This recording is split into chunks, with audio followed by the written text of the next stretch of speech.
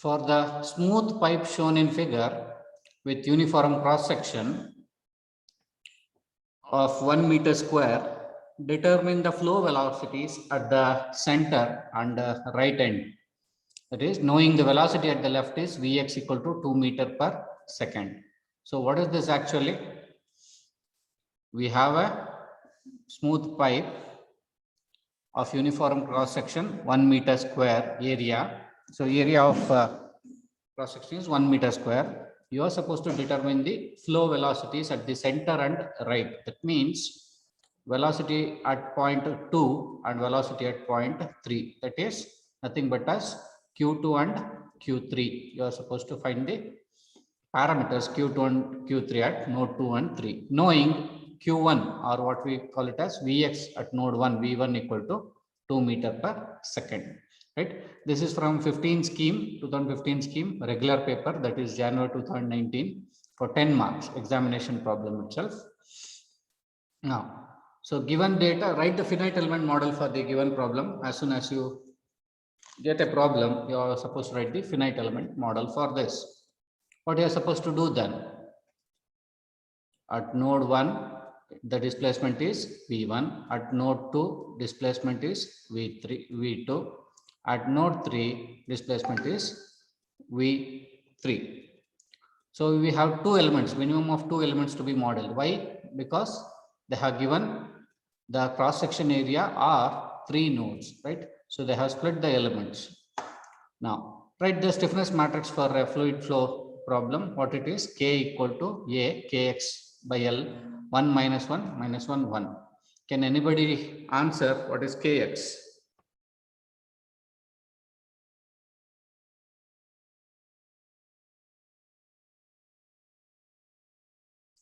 Kx, or what do you mean by K in fluid flow problems?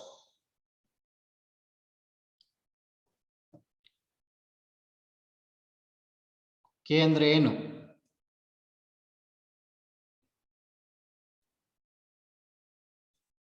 What is K?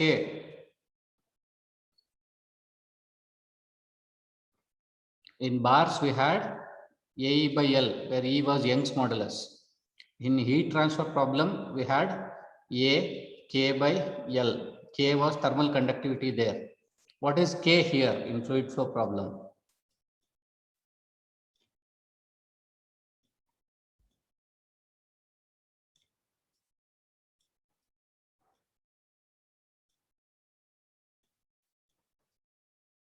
Nobody? It is permeability coefficient. I had told you in the derivation itself. I don't think anybody has written notes. Bardiddira yaradru notes?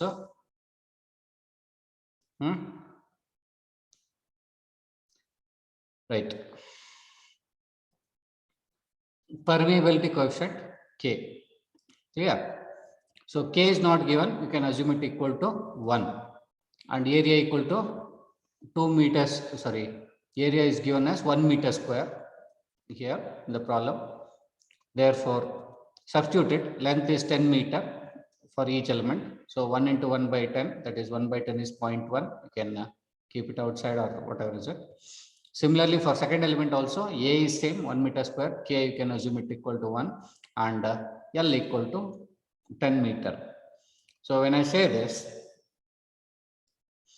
we have the global numbering for the given problem, or global degrees of freedom equal to 1, 2 for the first matrix, and 2 and 3 for the second matrix, because it connects element 2 connects node 2 and 3.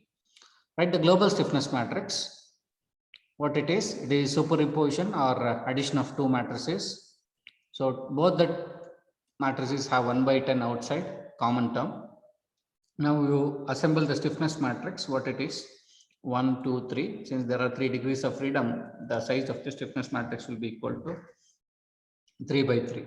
So the common term between two matrices will be K22 of first matrix and K22 of the second matrix. So you add them. K11 is 1, K12 is minus 1, K13 is 0. Write the same thing along the column.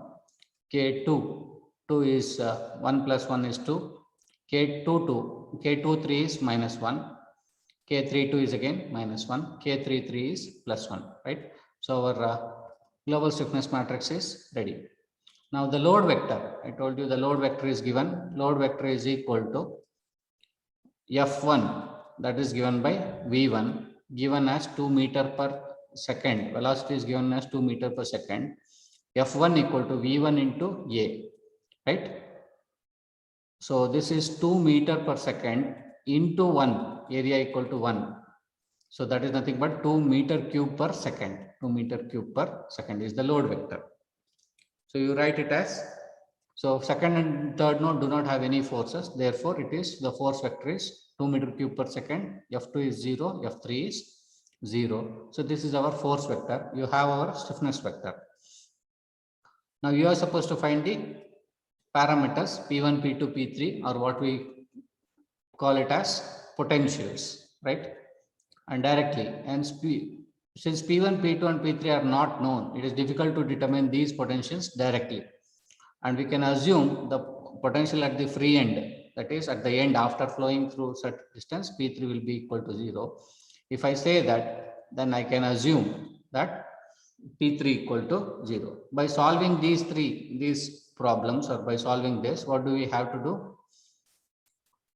This is K matrix equilibrium condition, Q equal to nothing but P1, P2, P3, F1 equal to 0 and 0, 0, right?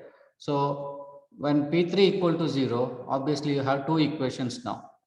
0.1 P1 equal to 0.1 P1 minus 0.1 P2 equal to 2. Okay, that is one equation. Another equation is minus 0.1 P1 plus 2 P2 equal to 0. So out of these two equations, when I solve them, what do I get is equal to P1 equal to 40 meters square per second and P2 equal to 20 meters square per second, right? So there's a simple problem which is helping us to understand what it is. Now, to find the velocities at that instant, velocity v at that instant, what we are supposed to do? Minus B into Q matrix, or what we call it as potential matrix. So B matrix, you know, strain displacement matrix, it is minus 1 by LE, 1 by LE, right? So Q matrix for first element, it will be equal to P1, P2 is 40 and 20, right? So when I substitute, then this is minus 1, 1. So that is nothing but 1 minus 1, or 40 minus 20. 40 minus 20 is 20 divided by LE, LE equal to 10. That is equal to 2 meter per second, 2 meter per second. Then the fluid second velocity will be, velocity at the second element will be equal to minus of B into Q, that is minus of minus 1 by 10 and 1 by 10. Again the same thing.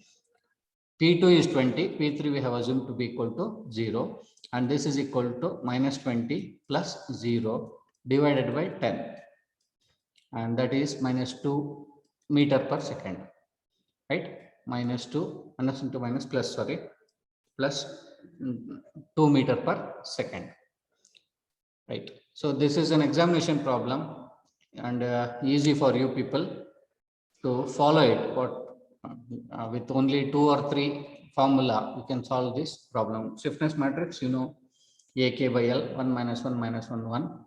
And then you know what is velocity potential equal to. Using that, you can find out the value of velocities, right? So we have one more problem now. Problem number 3. Determine the fluid head distribution along the length of the coarse gravel medium shown in figure, right? So there is a coarse gravel which is having fluid in it, right? So first thing you are supposed to find is fluid head distribution, nothing but our what I told you is V. Then the velocity in the upper part, right? That is at node 1, V1, you are supposed to find.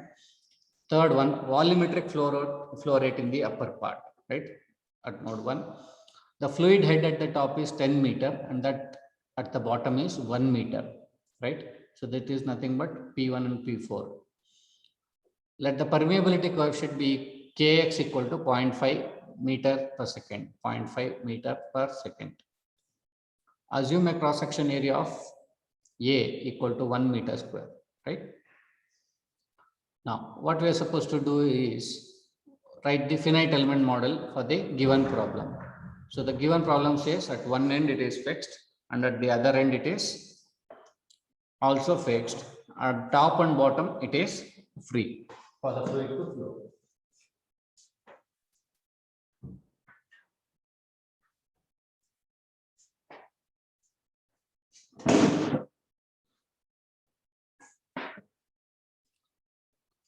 Now model it. We need to model with 3 elements because it is divided as 30 meter or 3 times. So we can model with 3 elements.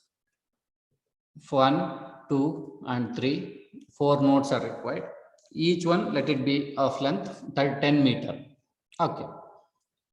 Now write the stiffness matrix for the first element AKX by L. A value is given as 1 meter square, K equal to 0.5, 1 into 0.5, length is 10 meter. And that is equal to 0.5 by 10 is 0.05. So the global degrees of freedom for the matrix will be 1 and 2 because element 1 connects nodes 1 and 2. K2 equal to second stiffness matrix, A equal to 1, Kx equal to 0.5 thermal conductivity divided by 10. Sorry, not thermal conductivity, it is permeability coefficient. Again, you have the same thing, same matrix. Only thing is the global degrees of freedom are 2, 3 and 2, 3. Clear? Now K3, stiffness matrix K3 equal to 1 into 0.5 divided by 10. Again, the global degrees of freedom will be 3 and 4 because it connects element 3 with nodes 3 and 4. Right. Now we have to write the global stiffness matrix. What is global stiffness matrix? The assembly of all the individual element stiffness matrix. So the common terms getting added are K22 from first 2 matrix and K33 from the second and third matrix. Right. Okay. Now K11 is 0.05. You take it outside.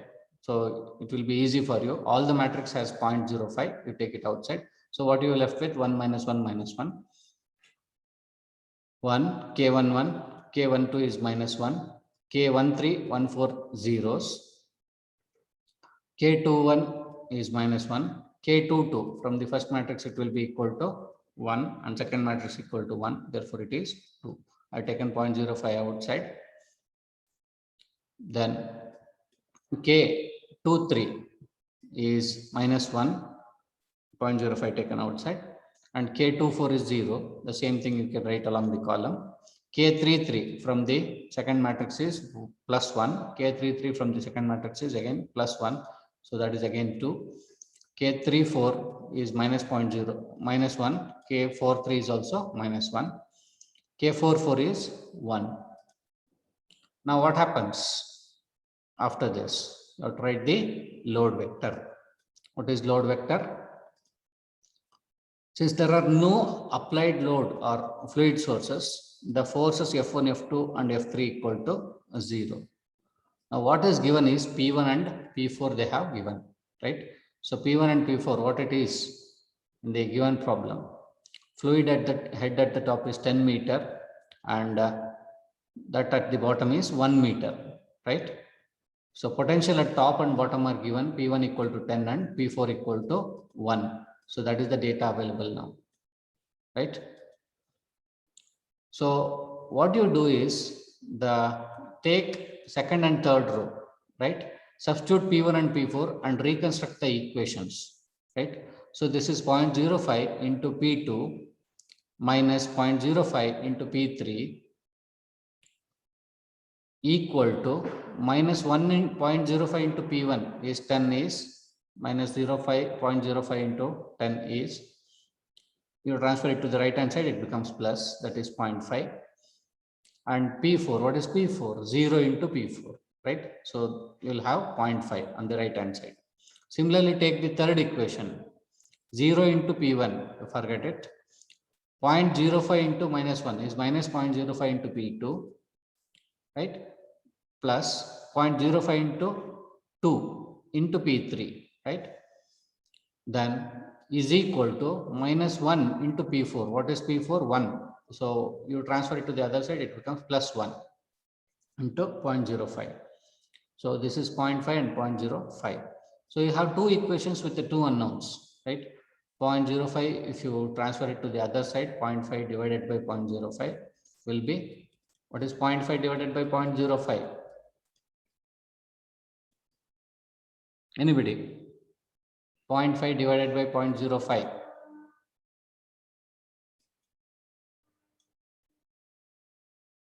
10, okay. Similarly, 0.05 divided by 0.05 is 1, right? So it is as it is.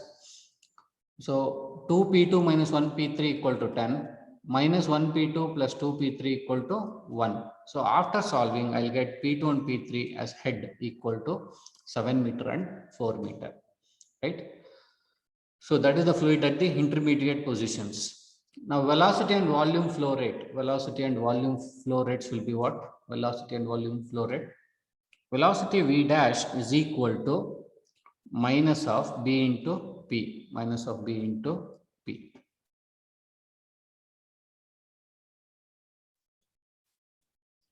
Minus 1 by 10 plus 1 by 10. That is B matrix 1 by LE. Minus 1 by LE and plus 1 by LE.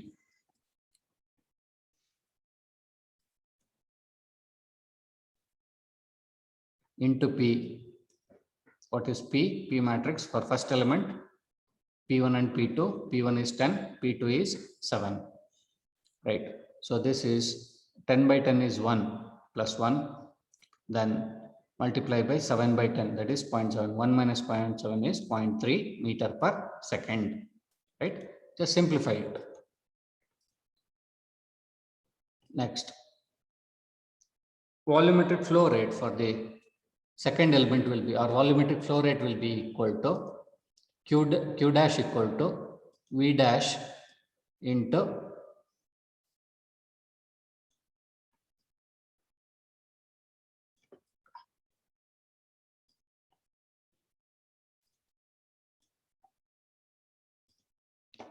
V dash into A1. V dash is 0.3 meter per second.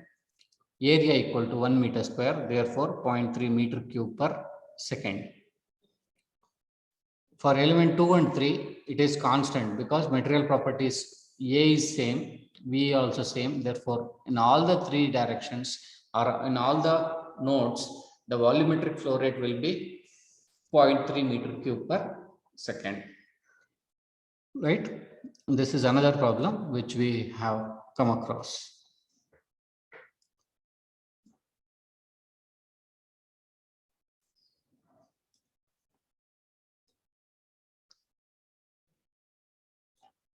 Now coming to the next problem, this is from June 2018, 15 scheme paper. This is also a regular exam paper. I think we have done similar to this as first problem. First problem was the same type, right? First problem in fluid flow was of same type. For the smooth pipe of variable cross section shown in figure, determine the potential at junction, the velocities in each section of pipe, and the volumetric flow rate. The potential at the left end is 12 meters square per second, that is P1. And at right end is 3 meters square per second. Take Kx equal to 1 and the area of three elements is given, right?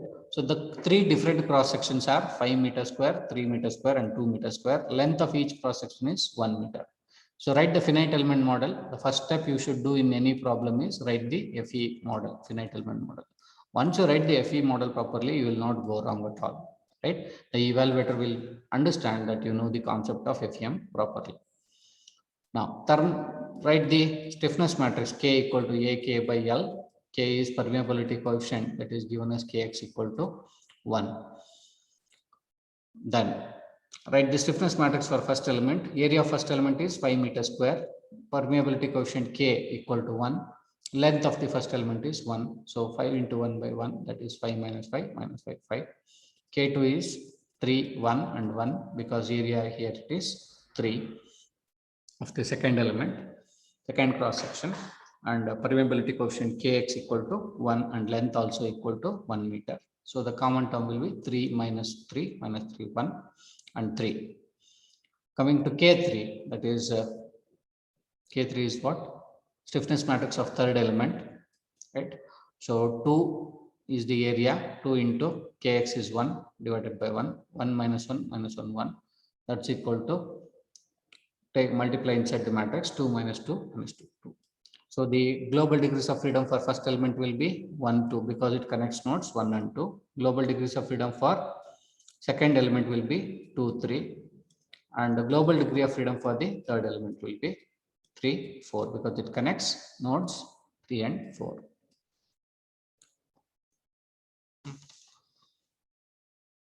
Now what is this? 5 minus 5, right? K11, K12, K13 is 0, K14 is 0.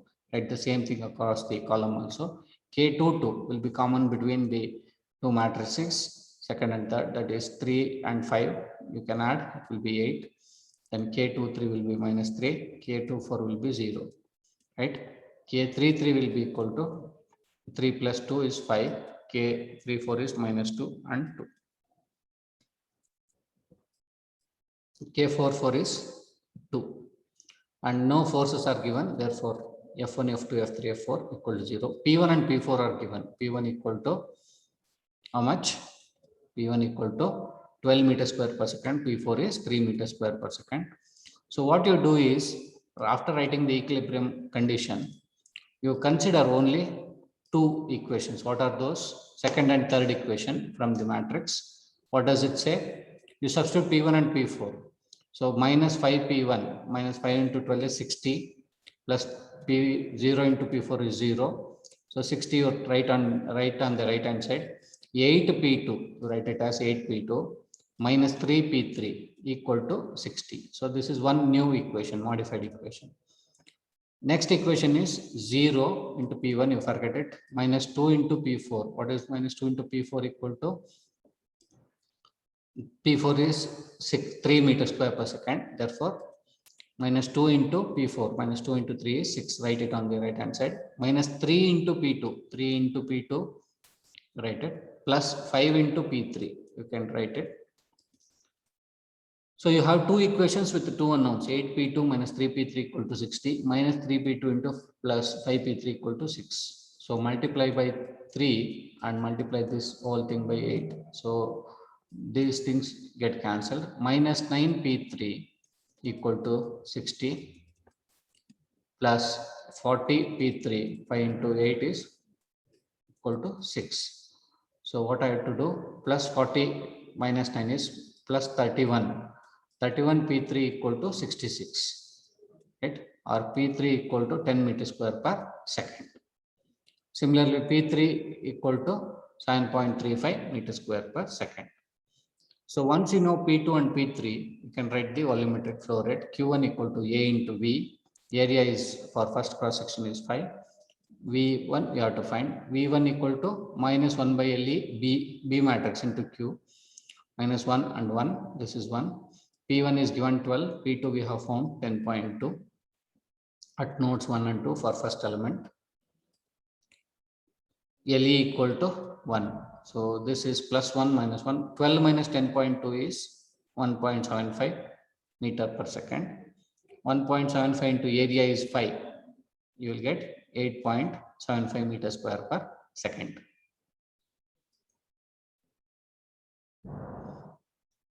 Then for second, V2 equal to minus 1 by LE minus 1, 1. This is 10.2 minus 7.35 is 2.85 or 2.9 meter per second.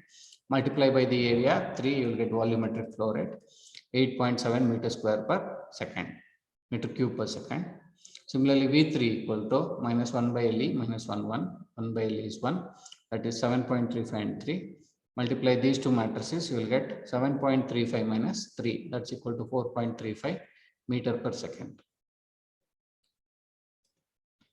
So Q3 equal to 4.35 into 2, that is 8.7 meter cube per second. 8.7 meter cube per second. So this is how you find the volumetric flow rate. Right. So has anybody got any doubts? I have solved 4 problems on a fluid flow. I think these are enough. If you solve 1 or 2 examination problems and these problems, you will understand what is the analysis part of FEM or fluid flow in FEM. What is